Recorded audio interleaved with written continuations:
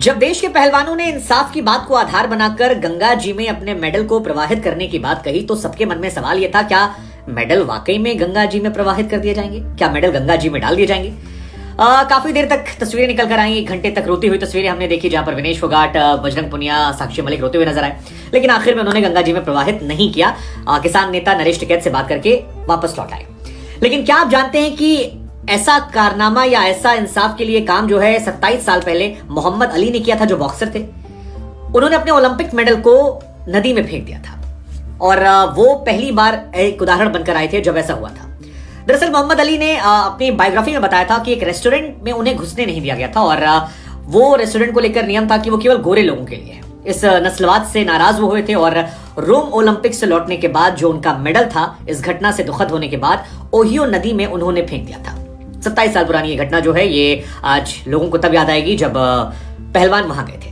हालांकि ओहियो नदी में जो उन्होंने ये मेडल फेंका, इसके बाद 1996 में जब अटलांटा ओलंपिक होता है तो वहां पर मोहम्मद अली को एक बार फिर से मेडल दे दिया गया था। लेकिन ये पहली घटना थी जब किसी व्यक्ति ने अपने मेडल को किसी नदी में डाल दिया था। और इसी वजह से आप कह सकते हैं कि जो हमारे देश के पहलवान हैं वो मोहम्मद अली की राह पर जा चुके हैं। हालांकि मोहम्मद अली ने वो मेडल्स एक्चुअली में फेंक दिए थे, जैसा हमने आपको बताया। लेकिन यहां पर पहलवान जो हैं, ये कुश्ती संघ के अध्यक्ष बृजभूषण शरण सिंह के खिलाफ हर की पौड़ी में मेडल डालने की बात कह रहे थे। लेकिन अब उस फैसले को टाल दिया गया है। यहां पर इन्होंने कहा कि हम मेडल फेंकने के लिए हरिद्वार जाएंगे और ये खबर आई, टीवी चैनलों पर लगातार लोग कैमरे की निगाहों में बने हुए थे। वहां पर किसान के नेता राकेश टिकैत भी पहुंचे। काफी देर तक तस्वीरें निकल कर आई जहां पर पहलवान रो रहे थे, अपनी तरीके से उन्होंने तमाम बातें कही, तमाम तर्क दिए। लेकिन आखिर में हमने देखा कि नरेश टिकैत ने उनसे उनके मेडल जो है ले लिए और केंद्र सरकार से बात करके 5 दिन के अल्टीमेटम की बात जो है वो कही थी। हालांकि जिस दौरान ये सब कुछ वहां पर हुआ, वहां पर विरोध भी हुआ। जो वहां गंगा समिति है, उसने इन पहलवानों का विरोध किया और कहा कि हर की पौड़ी जो जगह है ये धार्मिक चीजों के लिए है, पूजा पाठ के लिए है, आस्था के लिए है, इसको राजनीति का अखाड़ा ना बनाया जाए। और उनकी तरफ से कहना था कि हम इसलिए विरोध करने आए हैं गंगा समिति की तरफ से, क्योंकि पहलवान जो हैं वो गंगा जी के घाट पर बैठकर सियासत कर रहे हैं, वो यहाँ से खबर लेना चाहते हैं। हालांकि वहां के जो बड़े अधिकारी थे उन्होंने कहा कि हम पहलवानों को नहीं रोकेंगे, वो उनका अपना निजी फैसला है। अगर वो मेडल प्रवाहित करते हैं तो फिर इसमें हमारी कोई भूमिका उनको लेकर नहीं रहने। अब पहलवानों का मेडल और पहलवानों की पोटली जो थी वो नरेश टिकैत ने ले ली है। उन्होंने कहा है कि वो राष्ट्रपति को जाकर सौंपेंगे। साक्षी मलिक का ये कहना है कि अब हम लोग इंडिया गेट पर जाकर आमरण अनशन करेंगे क्योंकि हमारी बात नहीं सुनी जा रही है। उनका ये दावा है कि यहाँ पर गंगा जी में प्रवाहित नहीं हुआ, लेकिन हम वहां जाएंगे, हम हासिल करेंगे। अब ये भी सवाल उठा कि आप लोग इन मेडल्स को गंगा जी में क्यों प्रवाहित करने जा रहे थे। तो इसको लेकर उनका तर्क ये था कि हमें अपराधी बना दिया गया। हम चाहते थे कि हमारी बात को सुना जाए, लेकिन हमारी बात को सुनकर ठाके लगाए जा रहे हैं। फिर इसके बाद हमने सोचा कि अपने मेडल लौटा देते हैं। मेडल लौटाने की बात आई तो प्रधानमंत्री को लौटाने का हमारा मन नहीं माना। राष्ट्रपति से हमने संपर्क करने की कोशिश की, लेकिन वहां पर हमारी बात नहीं हुई। और इसके बाद हमें लगा कि हमारे जीवन की सबसे पवित्र चीज है, अब पवित्र चीज को पवित्र जगहों पर डाला जाता है। तो उन्हें लगा कि सबसे पवित्र देश माँ गंगा है, तो माँ गंगा में हम प्रभावित करने गए थे ताकि हमारा जो मेडल है वो अपवित्र मत हो। और ये सारे तर्क जो हैं ये उन्होंने अपना दिया। साथ ही ये भी कहा कि अपवित्र तंत्र जो है वो अपना काम कर रहा है, हम अपना काम कर रहे हैं। अब लोगों को सोचना होगा कि देश की बेटियों के साथ खड़े नहीं खड़े हैं या फिर बृजभूषण के साथ खड़े हैं। उधर बृजभूषण ने भी अयोध्या में संतों का एक समागम बुलाया है, जहां पर पॉक्सो एक्ट के दुरुपयोग को लेकर तमाम साधु संत जो हैं वो बृजभूषण के लिए इकट्ठा होंगे, तो वो भी बड़ा दिलचस्प रहेगा। हालांकि इस मेडल वाली बात को लेकर तमाम तरह से रिएक्शन आ रहे हैं। मसलन सांसद दीपेंद्र हुड्डा जो हैं वो कह रहे हैं कि मेडल मत भाई, ये बृजभूषण की कृपा से नहीं मिले थे। ये वही दीपेंद्र हुड्डा हैं जिनको लेकर भी आरोप लग रहे हैं कि इन्होंने पहलवानों की बैकिंग की है, ऐसा बृजभूषण अखीमा कह रहा है। टिकैत ने भी कहा, राकेश टिकैत जो है वो कह रहे थे कि तिरंगा देश की आन बान शान है, आपने तिरंगे को ओढ़कर इसे जीता था, इसे मत फेंकिए। गीता फोगाट उनकी तरफ से कहा गया, दंगल गर्ल जो है कि बड़े मुश्किल से मेडल मिलते हैं और आंसू आ गए कि ये मेडल बहा दिए जाएंगे। जो सांसद हैं वहां के नायाब सैनिक कुरुक्षेत्र के, उन्होंने कहना था कि ये खिलाड़ियों का अपना निजी मसला है। ममता बनर्जी ने कहा कि हम पहलवानों के साथ हैं। अनिल कुंबले और नीरज चोपड़ा ने ये कहा कि जो कुछ जंतर मंतर पर हुआ वो देखकर निराशा हुई, नहीं होना चाहिए था, इसका कोई बीच का रास्ता निकलना चाहिए, जिस तरह से पहलवानों के साथ धक्का मुक्की या चीजें हुई। इधर केजरीवाल जी का कहना है कि प्रधानमंत्री जी अहंकार में है, इस वजह से ऐसा हो रहा है। कुल मिलाकर अब मामला जो है वो 3 खेमों में बट गया है। एक खेमा है विपक्ष का, जो प्रधानमंत्री पर, सत्ता पक्ष पर हठी होने का आरोप लगा रहा है। दूसरा पक्ष जो है वो हो गया है सत्ता पक्ष के लोगों का, जो पहलवानों को टैग दे रहा है कि अब ये पहलवान नहीं है, अब ये सियासतदान बन गए हैं और ये अब पॉलिटिक्स कर रहे हैं हर तरीके से, जिसमें अच्छी अच्छी स्ट्रेटजी बनाई जा रही है, गंगा जी में डालना हो, नई संसद का घेराव हो, तमाम चीजों के आरोप जो है इन पहलवानों पर लग रहे हैं।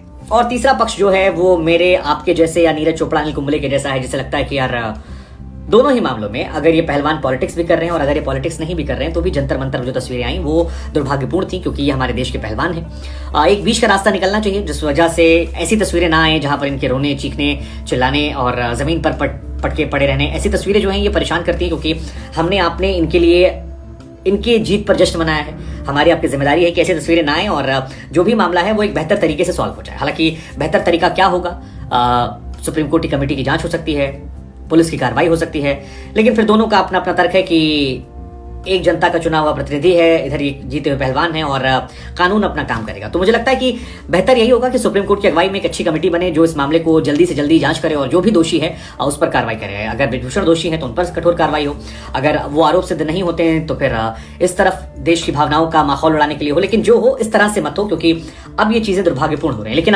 पहलवानों का जो ये हरिद्वार जाकर मेडल को पानी में गंगा जी में डालने की बात थी, इसको लेकर आपकी क्या सोच है? आप इसे इमोशनल बात मानते हैं कि यार दुर्भाग्यपूर्ण है, या इसे आप एक स्ट्रेटजी का हिस्सा मानते हैं कि खबर अच्छी बनती है? क्या सोचते हैं? खैर, अगर आपको नहीं पता तो हम आपको बता दें कि इससे पहले पहलवान जो हैं वो जंतर मंतर पर विरोध करने जा रहे थे।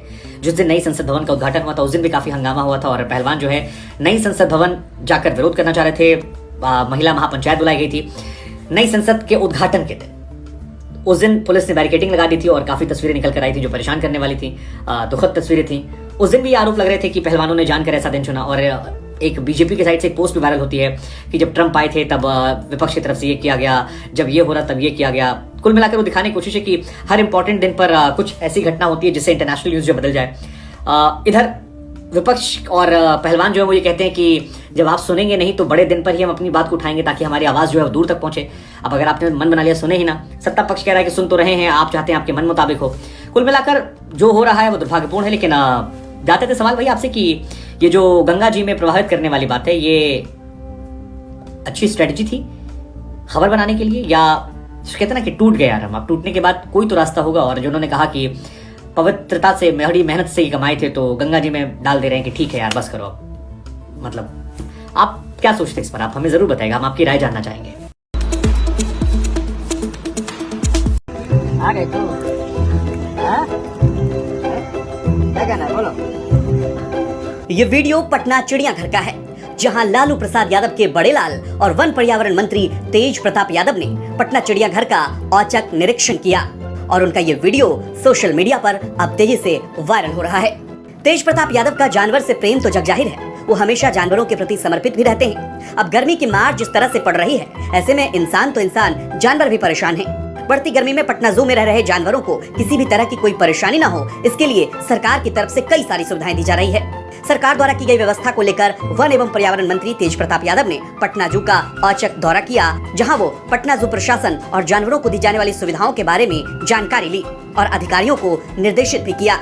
अब सबसे ज्यादा सुर्खियां तेज प्रताप यादव की एक तस्वीर बटोर रही है, जहां वो शेरनी और बाघ से भी मिलते नजर आ रहे हैं और उसे करीब से देख भी रहे हैं। आपको ये खबर कैसी लगी कमेंट करके हमें जरूर बताएं और बिहार तक चैनल को जरूर सब्सक्राइब करें। और ये खबर आप फेसबुक पे देख रहे हैं तो हमारे फेसबुक पेज को भी लाइक करें। पटना से इस खबर को फाइल किया हमारे संवाददाता सुजित गुप्ता ने।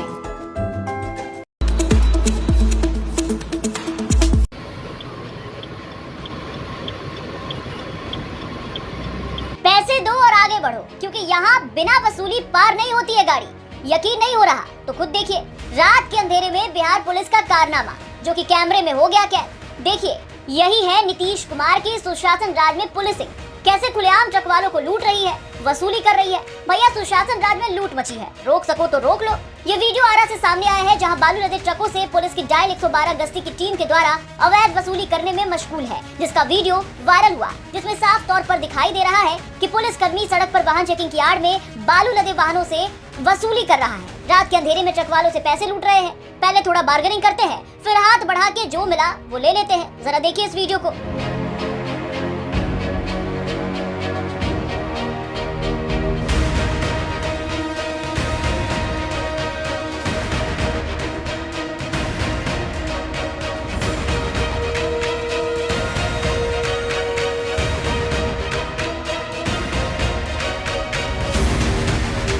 तो देखा आपने वाहन चेकिंग की आड़ में कैसे खाकी दागदार हो रही है।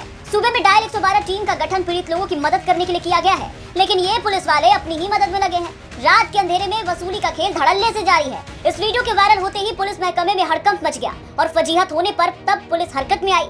जानकारी जैसे ही भोजपुर एसपी प्रमोद कुमार यादव को लगी तो उनके द्वारा कार्रवाई की गई। अब दोषी 2 सिपाही और 1 हवलदार को तत्काल प्रभाव से निलंबित कर दिया गया।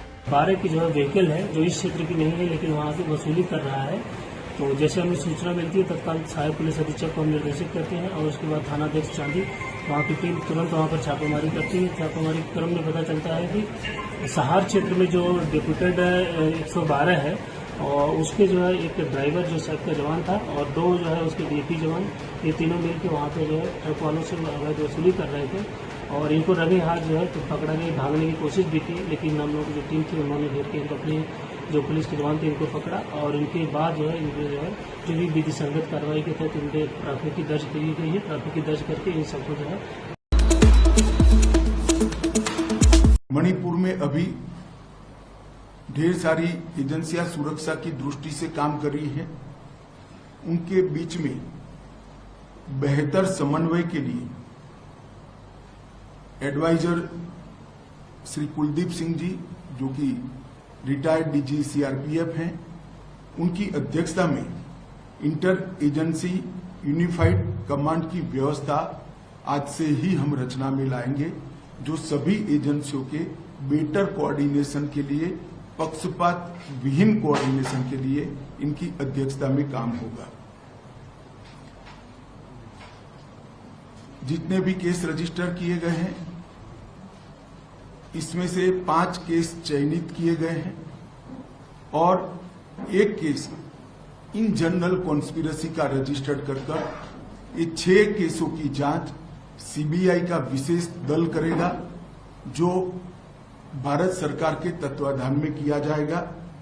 और मैं सभी मणिपुर वासियों को विश्वास दिलाना चाहता हूं, किसी भी पक्षपात और भेदभाव के बगैर हिंसा के मूल तक जाकर आने वाले समय में कभी हिंसा न हो, इस प्रकार की एक न्यूट्रल जांच और दोषियों को दंडित करने की कार्यवाही की जाएगी। एक रिलीफ